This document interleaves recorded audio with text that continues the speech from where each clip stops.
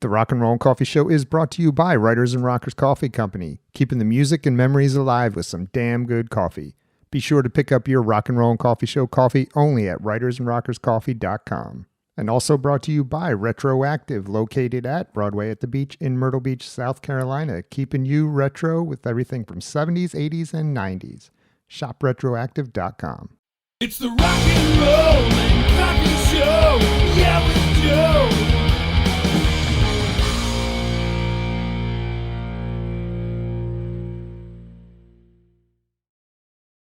So let's talk about Crimson Glory, because the news is that Crimson Glory is back together with new music. Yeah, for sure.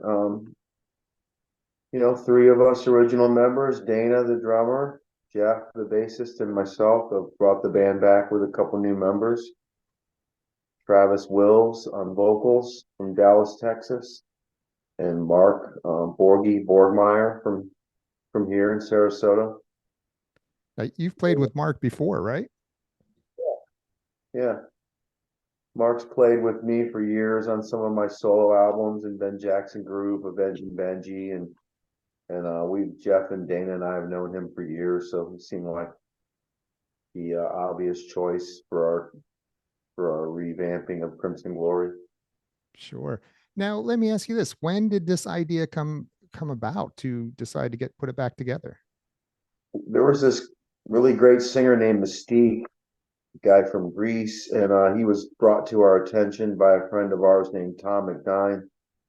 And the guy from Mystique really caught our attention, got us kind of interested in maybe doing something with the band again. He sounded a lot like Midnight, kind of, which was appealing for us at first. And then, we worked with the guy for almost a couple years, writing some songs and discussing the possibility of him joining the band. And ultimately, it didn't really work out with him, but we didn't really agree on everything we were doing with the songwriting. But he was a cool guy, but it didn't really work out. So he's going to go ahead and do a solo album, and we wish him well with that. But that's kind of what got us reinterested, actually, is our friend bringing this guy to our attention.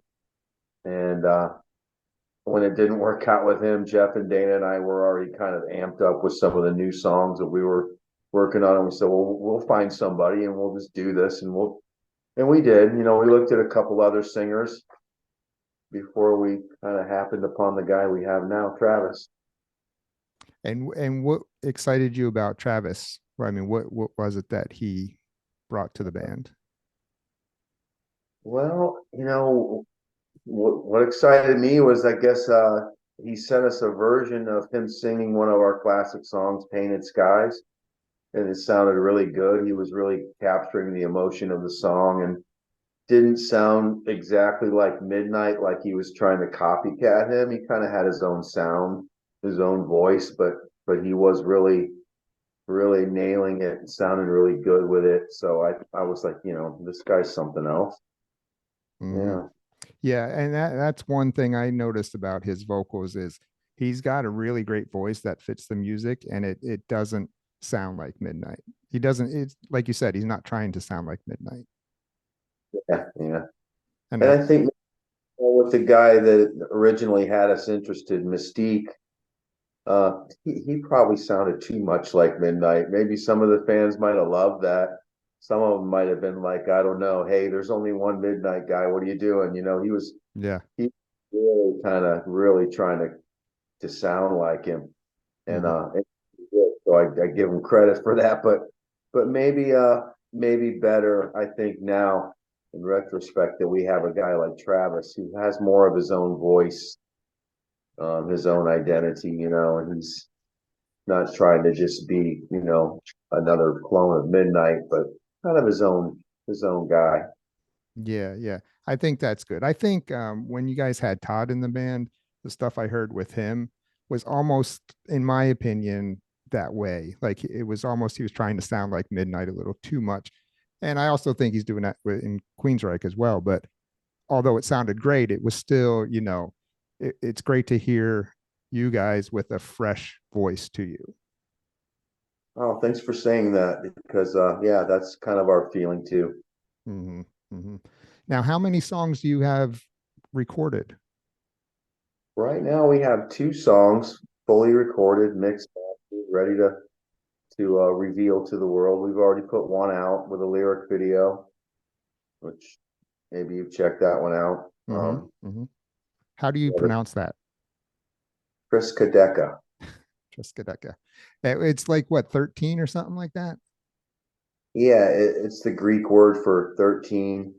Um, I happened upon this term and saw that there was a term called triskaidekaphobia that means the intense fear of the number 13.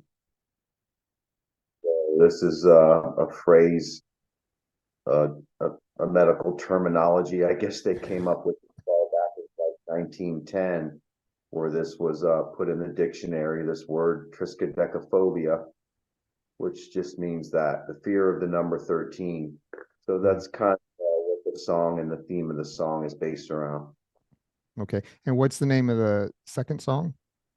Second one is called Indelible Ashes. Okay. And when will we get to hear that one? Pretty soon, probably another month off. Hmm. Is there plans for a full record? Yeah, we're writing and working on a bunch of other songs right now. We've got probably, another half a dozen songs in the pot, and things are coming together really well. We have a couple faster ones, one that's a little more, maybe a little more ballady. Just trying to Okay. create some nice diversity in the album like we had in our earlier albums too. Hmm. Hmm. Yeah, some of those earlier albums, I've been a fan of Crimson Glory for a while. Growing up in the same area and stuff, I always heard about you guys. And um, Transcendence is probably where I first found you guys. Um, and the video for Lonely. You remember making that video? I just watched it the other day, and I don't mean to laugh, but it was the times. It was the times. That's what I can say. Sure, it looks a little dated now, Yeah, a little bit. Uh, um, so you're gonna make an album. What about touring plans?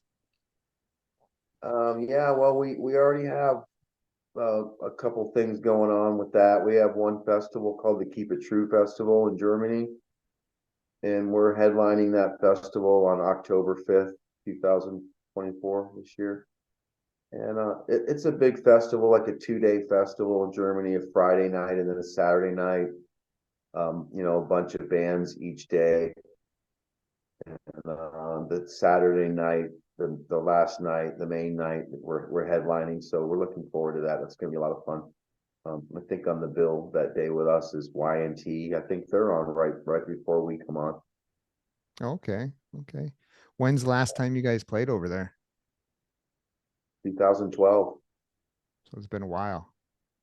So Yeah, right with Todd. Yeah, the feedback that I've seen online has been pretty positive. Are you seeing that as well? yeah. Hmm. Happy to do that for sure. Were you nervous putting a song out, wondering how it was going to go over? Um, yeah, for sure. I mean, you never know, but when we put this new music together, we were feeling, pretty strong that both songs are really good and that they sound like Crimson Glory. They have that sound, they have that essence, and we were pretty confident that people would like them. Of course, Hmm. you never know. You have to just sometimes put something out there and see, how people respond to it. But we're not so hockey to just automatically assume everyone's gonna love it. But Yeah. put it out with pretty high hopes that everybody would like it, and so far so good. Everybody's really thumbs up. It sounds like Crimson, sounds like the old days. Those kind of comments. Hmm. So Hmm. pretty pretty cool to see. Everybody's really digging it a lot. Was there any thoughts of maybe coming out as under a different name, or was it always going to be Crimson Glory? Yeah, it needed to be, because a band like us and that name, it's a brand, it's a following that we built over 35 plus years now. And if the three of us just came out and said, hey, a few of the members of Crimson Glory are back together and we have a new band, but it's called this, you're starting from scratch at that point. I mean, you can say, yeah, this is all the members of Crimson Glory, but if you don't have that name and that brand, then nobody's going to care. None of the labels would probably be that interested in signing it. None of the festival promoters would be that interested in having us if it was even the same guys playing the same songs, but with a new name. What they really want, what everybody wants, is the name. You Sure. know, Sure. How many of the older songs are you going to be playing live? a lot of them. So if we come out, when we come and play, say the Keep It True Festival, we're headlining, so we got to do like a good hour and a half set that night. We'll do probably Wow. 18 song set list. Probably only be maybe two of our new songs on that set list, and two or three maybe Mm-hmm. of the be on the new album will be in the list, and everything else will be classic songs from the first two albums. Mm-hmm. Did you have to go back and relearn these songs, or have you already been playing them in your other bands? No, I haven't really been playing them with my other bands or anything as of any time recently, but no, I don't really have to go back and relearn them. I remember everything pretty well. Some brushing up, we're all talking amongst ourselves and about what we want the set list to be, which songs we're going to include, and what type of order. So that being said, everybody, myself and Jeff and everybody's probably doing work on all these songs, and then when we come together to start rehearsing, I think it'll fly, really fast and nicely. It'll just fall right into place. Mm-hmm. Mm-hmm. Now, how about Jon? Because I know Jon's got he's got other priorities right now in his life that he deals with. Does he have any involvement in any of the studio stuff, the writing or anything like that? No, not this time around. He's just completely away from it. Around 2012, when we were sort of writing with Todd for what we were gonna make a new album with Todd. We started planning some specific evenings in which we'd all write together, and Jon was just not showing up that much. He came to a few and then sort of slacked off on it, and that's one of the reasons that led to Todd just kind of pulling out and going full force with Queensryche. And that was over 10, 11 years ago now, and we haven't really had any contact with Jon in the last 10 years, Oh no. any of Okay. us. So wish him well and everything, but yeah, I think from the time his son was born, he just kind of just removed himself from the music business, and wants to play the dad role, and that's understandable. Sure. Sure. Yeah, I saw he posted about it and wished you guys the best on it. It's just not really in his priority list right now to be doing music and records and stuff. So Mm-hmm. Mm-hmm. How about the album cover? Is that image that we see, is that going to be the album cover? most likely, yeah. I gotta say, I thought that was Dana when I first saw it. Really? When I first got a glimpse of it, I was like, but the hair and stuff. That's funny. The new golden skull looking thing. Yeah. Somebody else said that too. Did They're they like, see? yeah, that's funny. I'm gonna tell them. It's not a bad thing. It just, you look at it quickly, it's like, oh, it's Dana. Kind of funny because back in the days when we were all young guys, we kind of had nicknames for each other and stuff, and we would call Dana Skeletor. So now that you look at that, thing, it's like a skull, and you're saying it's Dana. So we're gonna laugh about that. So yeah, Yeah. it's the new modern day Skeletor. It's Dana. Every time you look at that album cover now, you're going to think of that. He's going to probably want to change the album cover.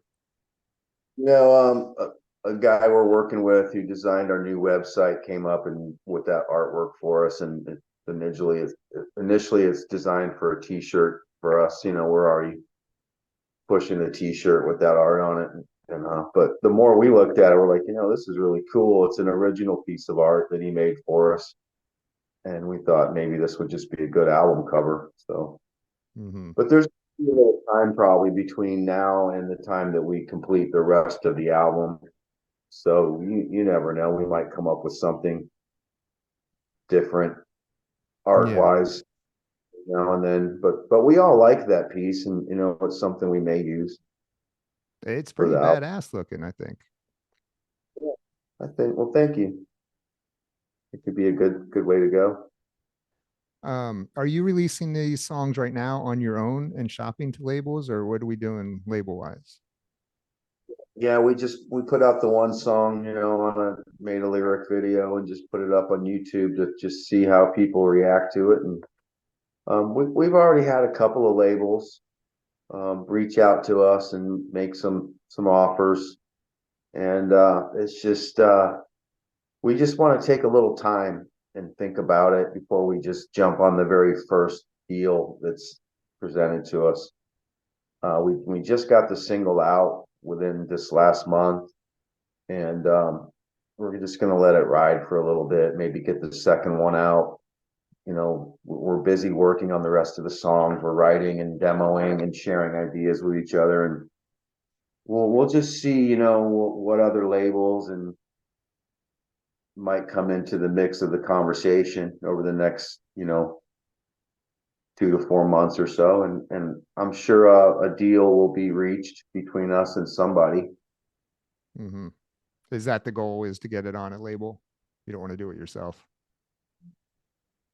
Yeah, I think so, because there's good and bad things about being on a label and also doing it yourself. But I think, with a label, that there's so much they can do for us that we probably wouldn't have time or the resources to do on our own. Mm-hmm. It's so hard to tour nowadays too. Yeah, yeah. Well, our first little tour we're going to do in Germany is just going to be for, maybe a week and a half. We're going over there. We're going to do the Keep It True and maybe a few other shows while we're over there. Mm. And going back to Europe in March of 25 to do the Up the Hammers Festival in Athens, Greece, and a couple other shows around Greece, one in Cyprus. So we have a few things cooking already for 24 and 25 as far as live outings over in Europe. Are we going to see you guys out in the States at all? Yeah, eventually, I imagine, we all kind of have businesses that we run and work obligations, and we're running lives just like real people. We're not, living the rock dream 24/7, if you know what I mean. So Yeah. we have to work around people's lives and schedules as far as how much we can really tour. Mm-hmm. So we're choose the festivals and the gigs that really are going to showcase the band in the best light and really make the most sense for us, because none of us are in a position where we can go out and tour for 4 months at a time or 6 months at a time right now, Mm-hmm. Yeah. unless things, if we get out there and after the first couple of outings and tours and we get the new album out, if things are snowballing to the pace of maybe being able to make a living off this machine, then maybe we will work our real occupations less and push the band trigger more. Sure. Sure. Well, I mean, best of luck to you on it. Yeah, I mean, so far what I've heard sounds good. I will say it, the first time I heard it, I was like, okay. And then I listened to it again. And the more I listened to it, the more I liked it. Nice. That's Thank how it you. hit me. Yeah. Um, but let's go back a little bit if you don't mind. Let's go back to because I'm curious about you guys coming out of the Sarasota Bradenton area way back when. You know what I didn't know as well is that you guys formed in 1979. Is that correct? Well, yeah, that's when Dana, the drummer, and I really first started playing together as teens, But I don't know if you could say that's when Crimson Glory actually formed. Right. That's when Dana and I started our first band, you know, dating back to when we called it Pierced Arrow. If you've seen some of the old band bios, it kind of mentions that band, and that's where we started it all. Mm-hmm, mm-hmm. And I remember growing up out there, and you guys were rehearsing. I think it's probably in the early '80s. Did you have a warehouse next to Atheist? I sure did. Yeah. Yeah. Okay. That's a long time ago. Yeah, those were some good times. We'd all be out sometimes rehearsing on the same nights. So there'd be a lot of friends hanging around in the parking lot in front of both warehouses, and maybe we'd practice and we'd go down and watch them play a few songs. Sometimes they'd come over and hang with us and watch us, and uh, be a little Fun bit of a times. times. Yeah. So how did you guys get noticed out of the Sarasota Bradenton area? Well, when we eventually grew into being Crimson Glory and just doing all originals, and we started demoing a bunch of songs we were writing. We ended up at More Sound Recording and did a 5-song demo up there. Came out really, really good. The demo just kind of caught the attention of Dan Johnson from Par Records, and Dan also had some connections with people at Roadrunner Records in Europe, and people like Metal Mike, the writer from Aardschok magazine, and just the word started to spread a little bit about Crimson and the demo that we had created at More Sound, Mhm. and which led to Dan Johnson and Par Records offering us a record deal. Okay. And there you jumped to Roadrunner, right? From there. Yeah, yeah, Okay. because Par Records was more like the American label we were on, and that he licensed it out to Roadrunner for Europe. I see. I see. Okay. I have a cassette somewhere around here. It's a recorded cassette of, I think, the songs on your first album, and it might have some other stuff on there. I don't know if you recorded other songs during that time, but Um, I'm not sure what's on well, that there tape. I need to find it. was a song called Dream Dancer that was part of the recording sessions for the first album, but that song wasn't really on the album. So we put that song out as a single. Hmm. Other,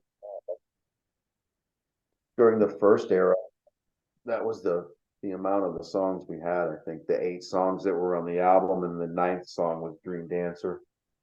Okay. Okay. Yeah, I got to find that thing. I don't know what's on there. Um, Dream Dancer is kind of long. I think one of the reasons that we didn't put it on the record was back then, like, vinyl records, you could only put so many songs on them mhm. because the size of the grooves had to be, so wide. If you tried to put too many songs, you know how it is. Back Mhm. then, a lot of records you would own or buy only had like 8 or 9 songs. Yeah. They could put 12, 13 songs on a record like they do on a disc. Yeah. Yeah. All right. Well, um, now Astronomica, right? That's what it's called. That's how you pronounce it. Um, that was originally written for Midnight to sing on, correct? Yeah. Yeah. Jeff and John were the guys who decided around the late '90s that they wanted to try to bring the band back after we had sort of been away from the scene for almost a decade in the '90s. Uh, and they originally reached out to Midnight to do the record, and after a couple of meetings with him, I don't know if he wasn't showing signs of being up for it or whatever, something like that was going on. So um, Jeff and John then decided to reach out to Wade Black and ask him to do the project. Okay. Yeah, I would have loved to hear those songs with Midnight's vocals. They did want to work with Midnight on that, and like I said, I wasn't really part of the band during some of the '90s, and it was Jeff and John who decided to bring the band back, and they eventually did reach out to me to rejoin the band, but it wasn't really until that album was pretty much completed, the Astronomica. Okay. All right, Ben. Well, listen, man, I'm excited for you guys. I was excited to hear the band coming back. I think good things are going to happen for you guys. Thank you, man. Thank you. Yeah. Appreciate the good vibes. Oh yeah. If you ever get out in the States, or if I ever get down to Florida and you guys are playing down there, I got to come out and see you. I saw the band. I don't think I seen Crimson Glory with you in the band though. I saw them on at the Rocket Club on the Strange and Beautiful tour, I think. Oh yeah, yeah. The ill-fated Rocket Club gig. I love the Rocket Club. I love the Rocket Club too. I've played there a couple times. Crimson Glory played there on the Transcendence tour. Full original band with the masks and everything. That was a fun gig. I remember Rick, yeah, the masks. You know about that, right? Yeah. I remember the So mask. we played the Rocket Club in '89. I remember Rick Allen from Def Leppard was living in Tampa at the time, and he came out to the gig, and he was hanging around with us in the backstage area, drinking beers and stuff. It was kind of cool. And so that was my recollection of playing the Rocket Club with Crimson. And then I played there again in the '90s, or maybe '93 or something, with my band Parish. So the Rocket Club's definitely a cool place. I didn't go to the gig where they played there on the Strange and Beautiful tour, but I do know a little bit about what happened. They played the gig, and you were there. Was it a good gig? Yeah, I thought so.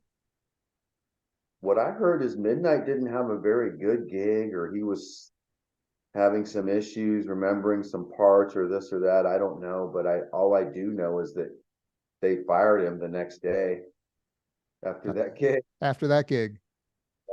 I don't remember. I mean, back then there was a lot of drinks going on too, and I recall being impressed with Ravi. I was watching Ravi a lot.